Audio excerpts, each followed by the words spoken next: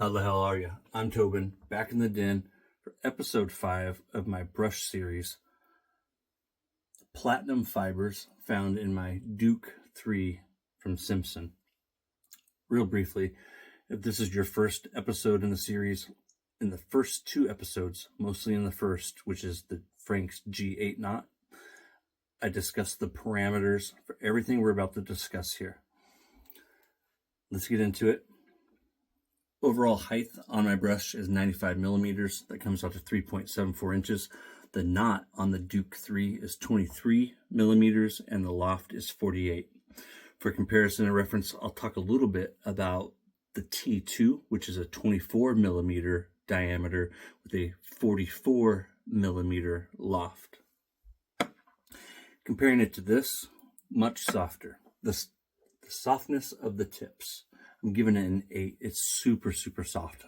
I mean, it's fabulous. Face feel, this one's a 9. Like, it is very luxurious on the face. It's super soft. Soft tips, 8. Face feel, 9. Backbone, this guy offers a good deal of backbone. It really does. I'm giving it a 7 on the backbone. Ease of splay.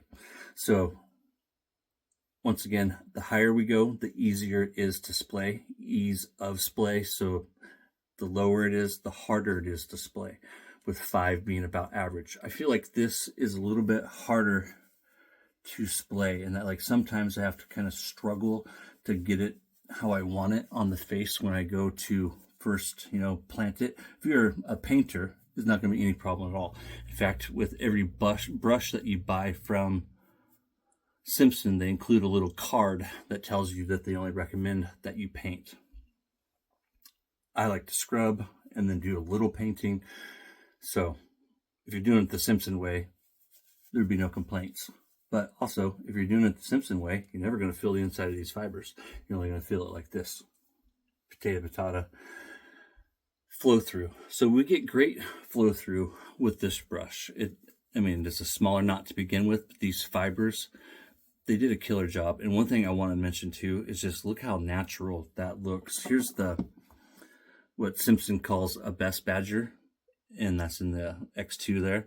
Just look at how realistic those are. That is one thing about the platinum fibers. They look like real badger bristles. Both flow through, I'm giving it a 7. Where I feel like this brush, though, falls short is in retention. It doesn't do a very good job of holding on to the soap and water, and it tends to be a little messy as a result of it.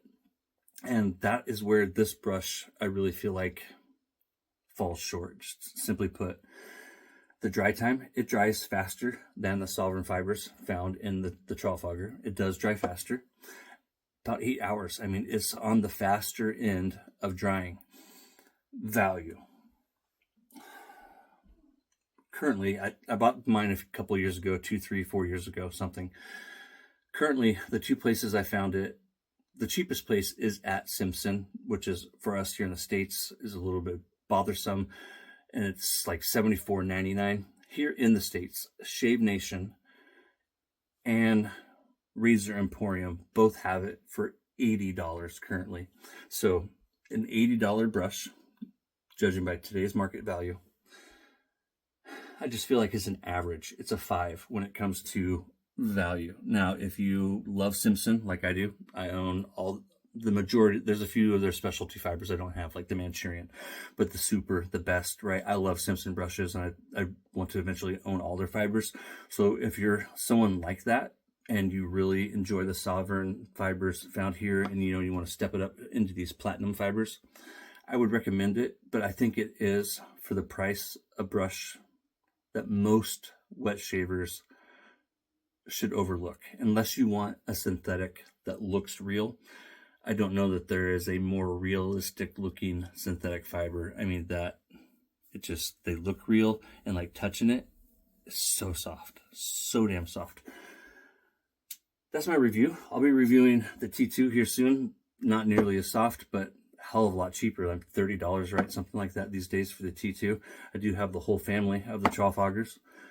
want to thank you guys for joining me. Damn, look at that, 5 minutes. I'm pretty happy with myself. Damn, hippie skippy. Thank you for joining me. It's little big things, my friends. And for me, value and feeling like I'm getting my money's worth is always something that is a little big thing for me, because when I don't feel like I got a good value, you get that buyer's remorse, and sometimes I really kick myself in the ass for a little bit over it. And so yeah, I give it a 5. It's a great brush, it really is. And if you're collecting brushes and you're a nerd like me, you need to have one. But the average wet shaver, I think you can pass on it. You can do better when it comes to value. Take care, guys. I'll see you next time.